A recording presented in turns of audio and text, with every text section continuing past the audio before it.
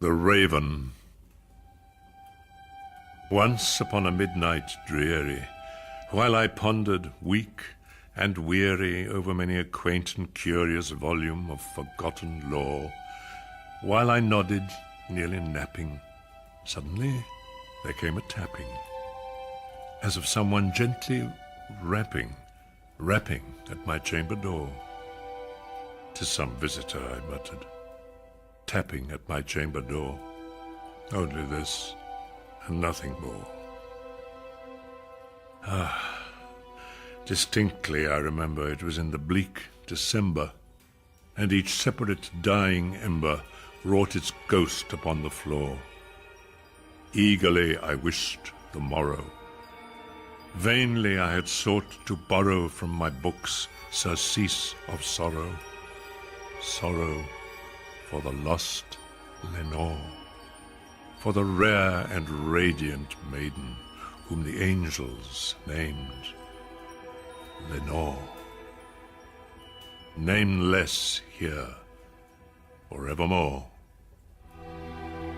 And the silken, sad, uncertain rustling of each purple curtain thrilled me, filled me with fantastic terrors never felt before, so that now, to still the beating of my heart, I stood repeating, "'Tis some visitor entreating entrance at my chamber door, some late visitor entreating entrance at my chamber door.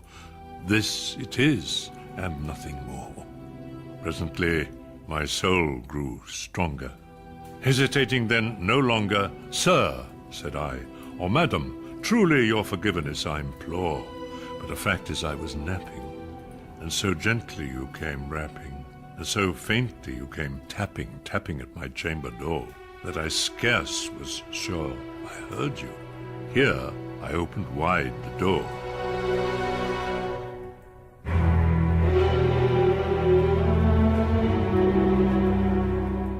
Darkness there, and nothing more. Deep into that darkness peering, long I stood there, wondering, fearing, doubting, dreaming dreams no mortal ever dared to dream before. But the silence was unbroken, and the darkness gave no token, and the only word there spoken was the whispered word, "Lenore." This I whispered, and an echo murmured back the word, "Lenore." Merely this, and nothing more. Back into the chamber turning, all my soul within me burning, soon again I heard a tapping somewhat louder than before. "Surely," said I, "surely that is something at my window lattice. Let me see, then, what thereat is, and this mystery explore. Let my heart be still a moment, and this mystery explore. 'Tis the wind, and nothing more. Open here, I flung the shutter, when, with many a flirt and flutter, in there stepped a stately raven of the saintly days of yore. Not the least obeisance made he, not a minute stopped or stayed he, but with mien of lord or lady, perched above my chamber door, perched upon a bust of Pallas, just above my chamber door, perched and sat, and nothing more. Then this ebony bird, beguiling my sad fancy into smiling, by the grave and stern decorum of the countenance it wore, "Though thy crest be shorn and shaven, thou," I said, "art sure no craven, ghastly, grim, and ancient raven, wandering from the nightly shore. Tell me what thy lordly name is on the night's Plutonian shore." Quoth the raven, "Nevermore."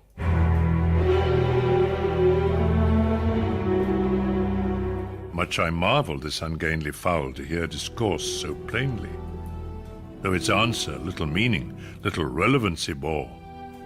For we cannot help agreeing that no living human being ever yet was blessed with seeing bird above his chamber door. Bird or beast above the sculptured bust above his chamber door, with such name as Nevermore. But the raven, sitting lonely on the placid bust, spoke only that one word, as if his soul in that one word he did outpour. Nothing further then he uttered, not a feather then he fluttered. Still I scarcely more than muttered. Other friends have flown before. On the morrow will he leave me, as my hopes have flown before? Then the bird said, Nevermore.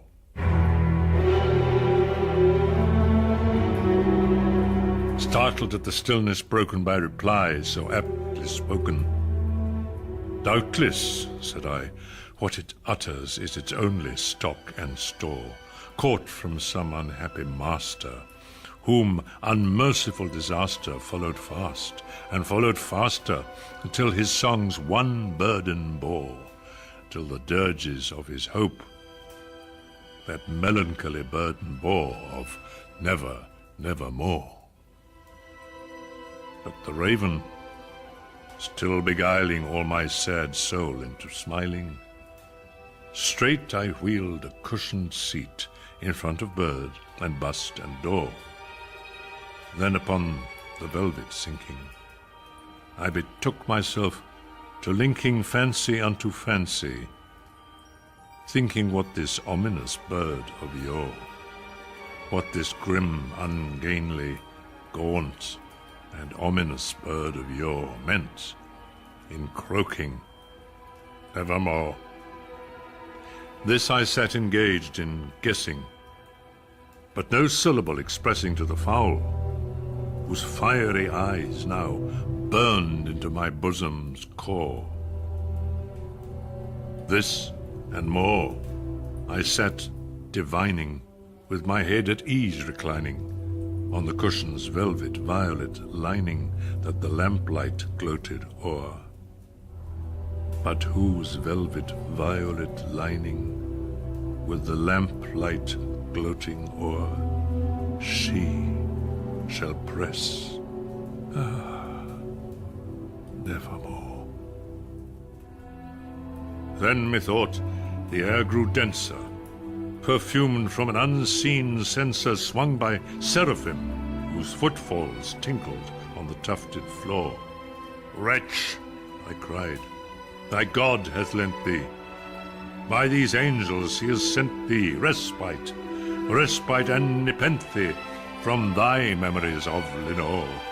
Quaff, oh quaff this kind nepenthe, and forget this lost Lenore.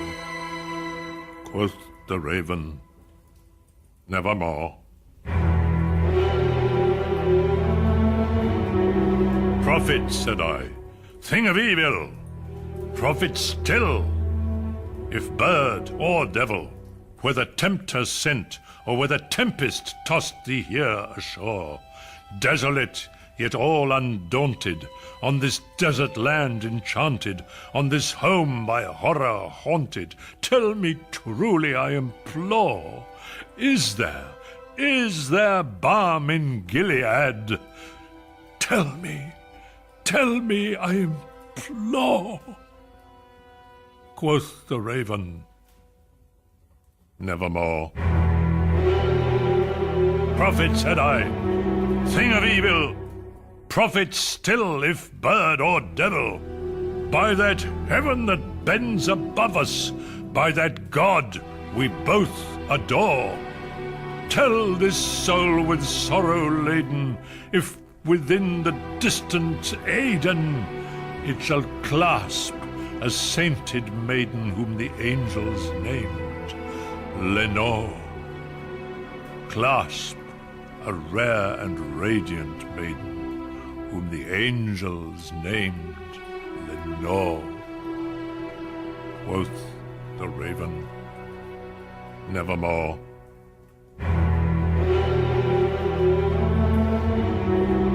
Be that word our sign of parting, bird or fiend. I shrieked, upstarting, get thee back into the tempest and the night's Plutonian shore. Leave no black plume as a token of that lie thy soul hath spoken. Leave my loneliness unbroken, quit the bust above my door. Take thy beak from out my heart, and take thy form from off my door. Quoth the raven, nevermore.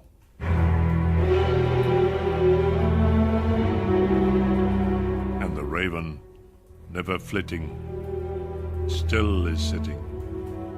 Still is sitting on the padded bust of Pallas, just above my chamber door.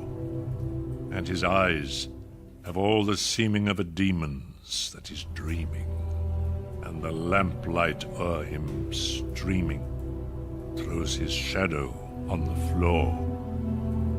And my soul, from out that shadow that lies floating on the floor, shall be lifted